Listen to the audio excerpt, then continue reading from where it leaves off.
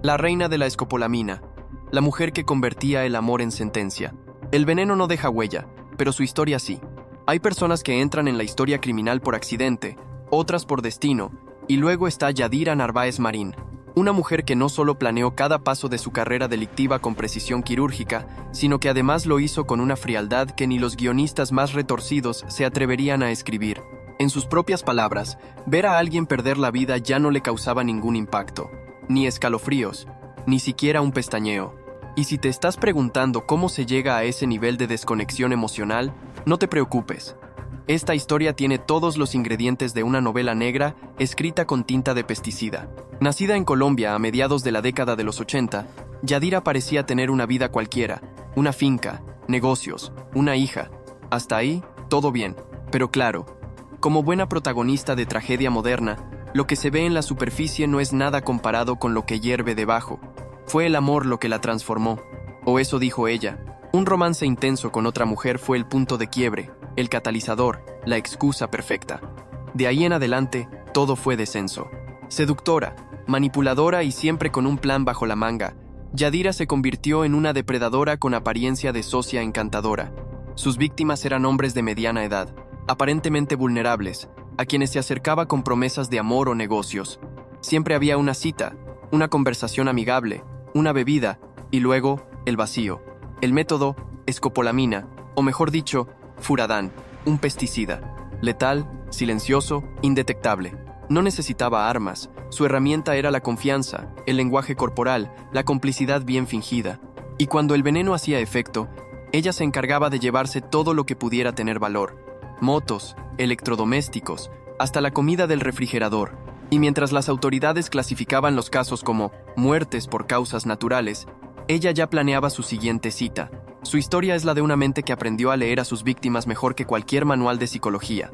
Una mente que decidió que el cariño era el camino perfecto hacia el crimen. Y esta solo es la superficie. Una sonrisa, una bebida y una sentencia invisible. Lo más perturbador del caso de Yadira Narváez no fue solo su capacidad para fingir afecto, sino la manera casi artística en que tejía la trampa. Porque ella no necesitaba perseguir a sus víctimas. Ellas venían solas, como polillas hipnotizadas por una lámpara venenosa. Todo comenzaba con una conversación amable, una sonrisa que no mostraba los colmillos y una oferta imposible de rechazar. ¿Quién se niega a una mujer encantadora que habla de negocios, romance o aventuras fugaces? Nadie. Y ese era precisamente su superpoder. Su perfil de víctima era casi siempre el mismo. Hombres mayores, con algo de dinero o algún bien útil, y sobre todo, con un punto débil bien visible: la soledad. Ella lo detectaba en segundos. Bastaba un cruce de palabras para identificar al siguiente objetivo. Y así, con la paciencia de un cazador, se acercaba. Y cuando el terreno estaba preparado, ofrecía una bebida, amable, ligera, refrescante y completamente envenenada. Pero no cualquier veneno. Esto no era cosa de novelas clásicas. Yadira optaba por el furadán, un pesticida que conocía como si fuera parte de su kit de maquillaje. Un químico tan eficiente que ni siquiera dejaba marcas evidentes en el cuerpo. Las víctimas simplemente se desvanecían, no gritaban, no se resistían, caían como si el propio cuerpo hubiera decidido rendirse sin protestar. Y ahí estaba la genialidad perversa de su método. Ningún golpe, ningún ruido, ninguna sospecha inmediata. Un crimen limpio, casi elegante. Luego, el saqueo. No tenía prisa, porque sabía que las autoridades tardarían horas, incluso días, en reaccionar. Y mientras tanto, ella empaquetaba televisores, comida, motos, lo que fuera. Un robo disfrazado de mudanza, ejecutado en plena madrugada. Porque claro, ¿quién sospecha de una mujer joven cargando cosas de una casa a un camión? Nadie. Otra vez, la fachada la protegía. Los investigadores tardaron mucho en conectar los puntos, porque al principio, todo parecía obra del azar. Hombres que simplemente dejaban de respirar, casas en orden, sin señales de pelea. Hasta que un día, alguien anotó una matrícula, y otro alguien recordó una cara. Y fue ahí donde la historia empezó a hacer ruido. Y créeme, ese ruido apenas está comenzando. Cuando la muerte huele a normalidad, lo verdaderamente aterrador del modus operandi de Yadira Narváez no era su capacidad para desaparecer sin dejar rastro, sino todo lo contrario, su habilidad para camuflarse en la rutina. Nada en sus escenas del crimen parecía fuera de lugar.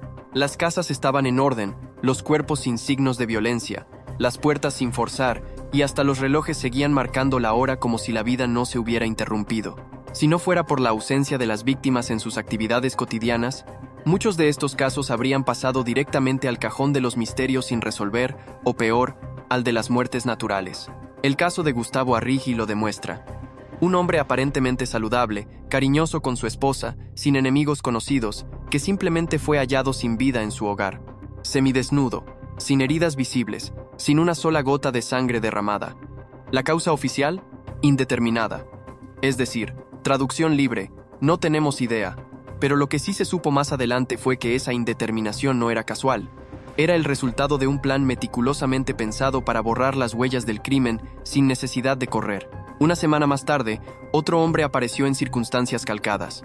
Esta vez fue Leónidas Polanía, otra vez semidesnudo, otra vez sin signos de agresión, otra vez en su hogar, como si la muerte lo hubiera sorprendido en medio de un día común.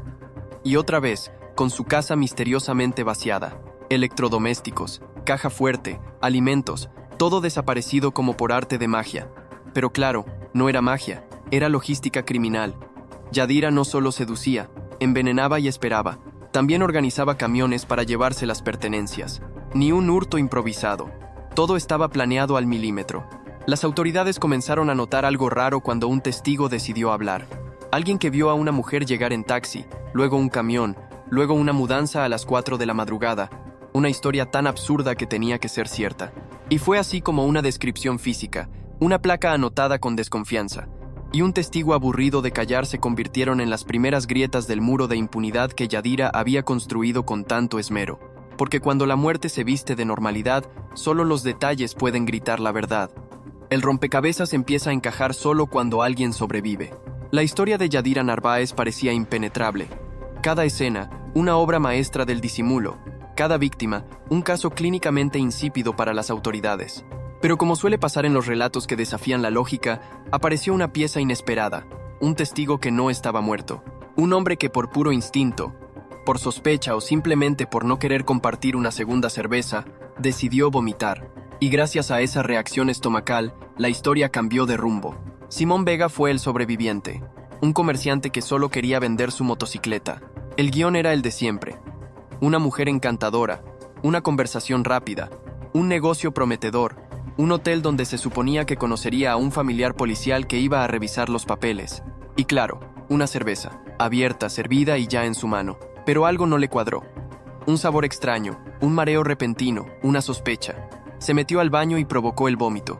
Lo que salió era rosado. Lo que no sabía era que acababa de expulsar su propia sentencia de muerte. Simón fue llevado al hospital. Le hicieron un lavado gástrico, lo mantuvieron en observación y, al cabo de unas horas, salió con vida. Pero su motocicleta no. Había desaparecido. Con ella, la mujer que hasta entonces era solo una posible compradora. Al principio pensó en dejarlo pasar, pero la intuición, esa que tantas veces ignoramos, lo empujó hasta la estación de policía. Cuando describió a la mujer, los oficiales no necesitaron revisar sus notas. Era la misma descripción que ya tenían repetida en al menos 2 casos anteriores. Le mostraron el álbum fotográfico, y como si no hubiera espacio para la duda, Simón la señaló de inmediato. Era Yadira, la misma que todos mencionaban, la misma que parecía multiplicarse en varios crímenes sin dejar prueba contundente. Gracias a él, el patrón se confirmó. Bebida ofrecida, víctima seducida, bienes desaparecidos, muerte sin rastro visible. El rompecabezas dejó de ser un conjunto de casualidades siniestras. Ahora tenía forma y nombre.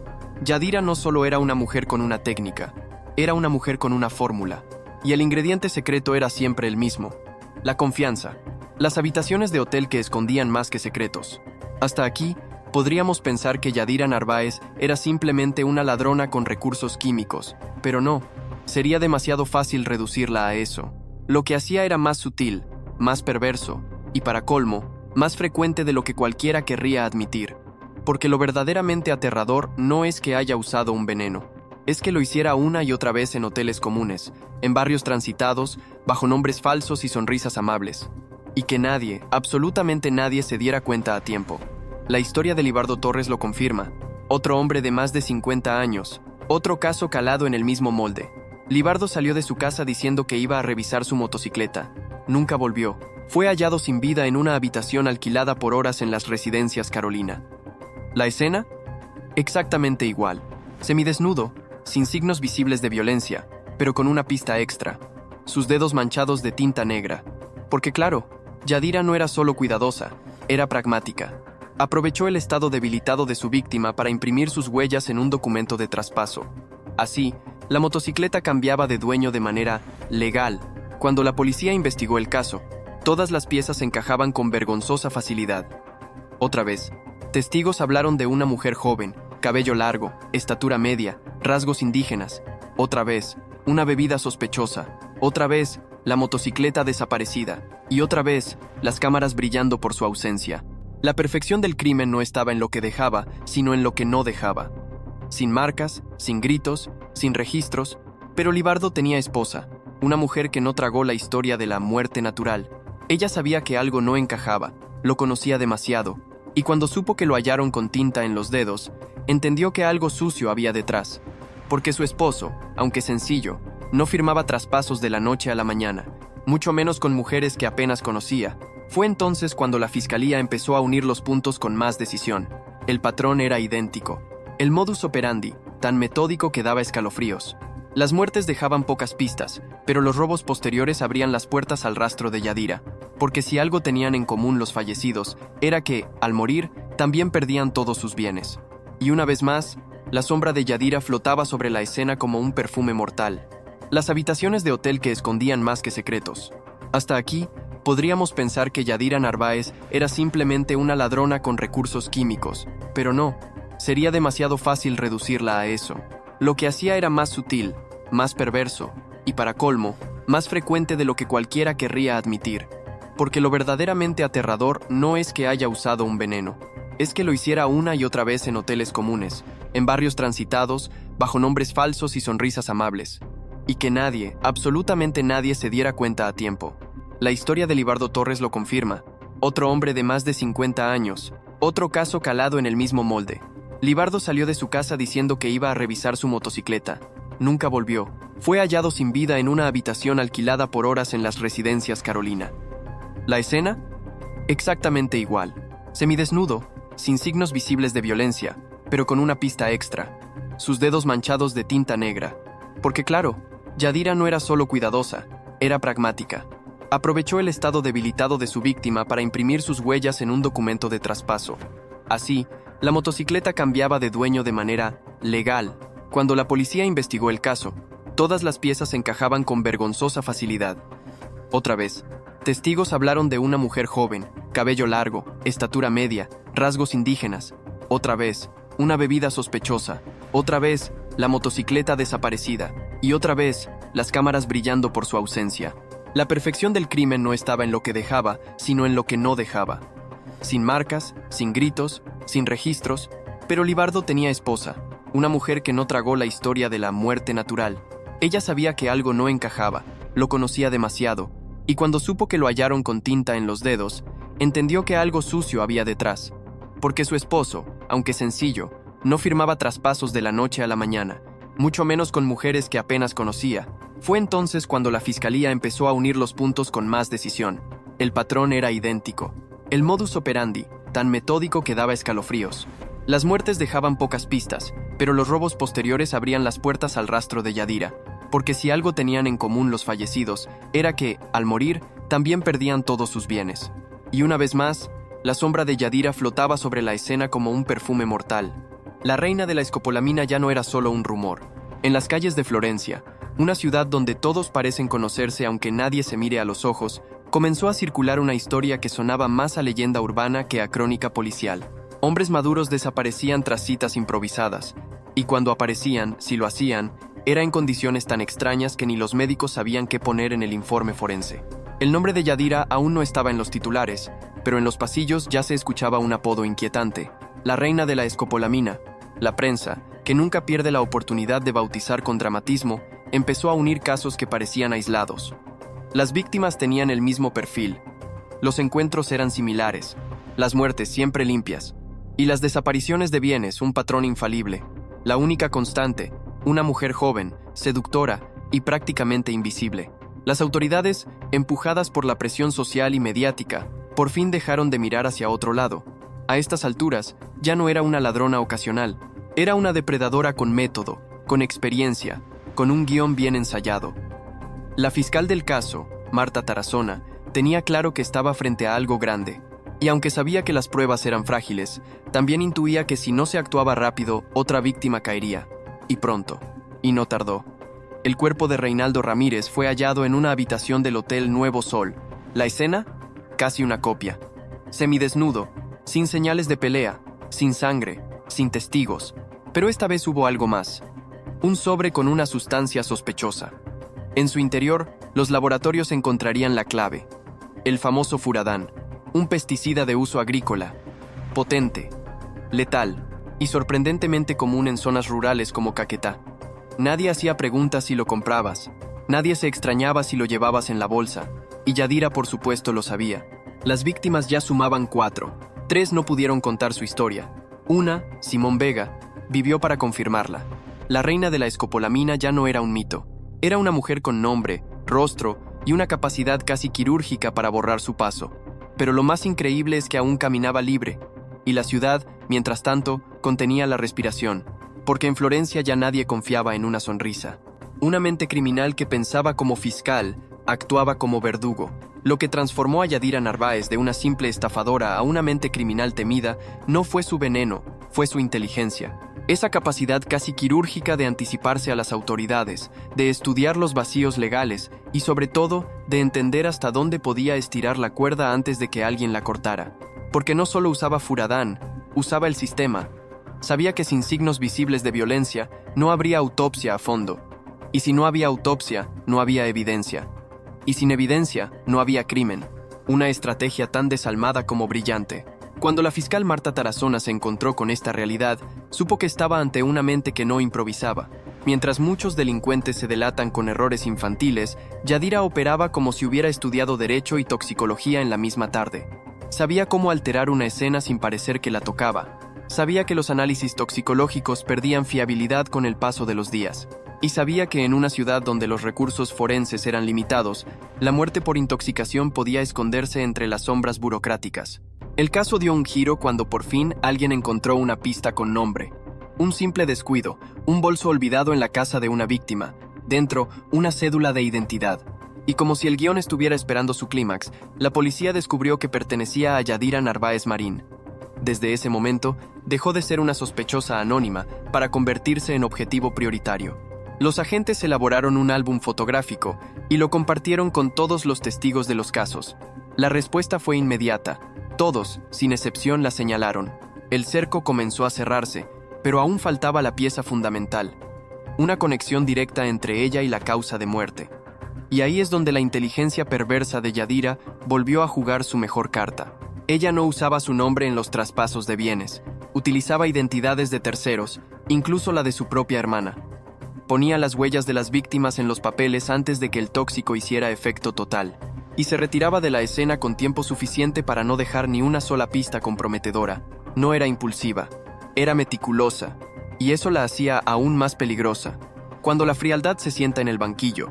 El 23 de diciembre del año 2011, la suerte, esa palabra que tanto incomoda en las investigaciones serias, jugó su carta. Una llamada anónima alertó a la policía. Yadira Narváez estaba en la terminal de autobuses de Neiva. Iba camino a Rivera, el pueblo de su infancia, donde aún vivía su madre y su hija.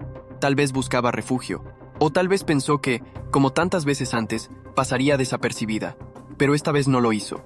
La capturaron sin resistencia, sin dramatismo, sin confesiones. Al principio negó todo. Como si los años de seducción, veneno y manipulación fueran apenas un malentendido. Pero el juego ya había cambiado. La fiscal Tarazona, con una perseverancia más afilada que cualquier prueba química, presionó hasta donde la ley lo permitía. Y cuando llegaron los análisis toxicológicos del Instituto Nacional de Medicina Legal, la fachada de inocencia se desplomó. Los tejidos de varias víctimas contenían restos del pesticida. El veneno que ella juraba que no dejaba rastro, dejó el suficiente. Fue llevada a juicio. O mejor dicho, a una secuencia de juicios, porque la lista de cargos era tan larga como su historial de víctimas. Robo calificado, homicidio agravado, tentativa de homicidio. Cada caso, una condena. Y al sumar todas, la sentencia fue de más de 100 años. Aplausos para la justicia, sí. pero también un suspiro incómodo por la cantidad de veces que estuvo a punto de salirse con la suya. Durante la entrevista que dio en prisión al programa Séptimo Día, Yadira habló como quien narra una anécdota de juventud. Sin remordimiento, sin culpa, sin emoción, afirmó que conocía los efectos del Furadán, que lo usaba por conveniencia, y que lo conseguía fácilmente gracias a su finca. Dijo, además, que hubo más víctimas, que los casos conocidos eran apenas una muestra, pero que no recordaba cuántos, porque cuando se convierte el crimen en rutina, el número ya no importa, solo el resultado. Así terminó el reinado de la mujer que convirtió la seducción en arma y el veneno en firma. Una criminal que no necesitó gritar, ni correr, ni disparar. Solo observar, esperar y servirte una copa. Si quieres más casos que estremecen la razón y desafían la lógica, suscríbete a Infrarrojos Criminales. Aquí, la verdad no se esconde, se disecciona.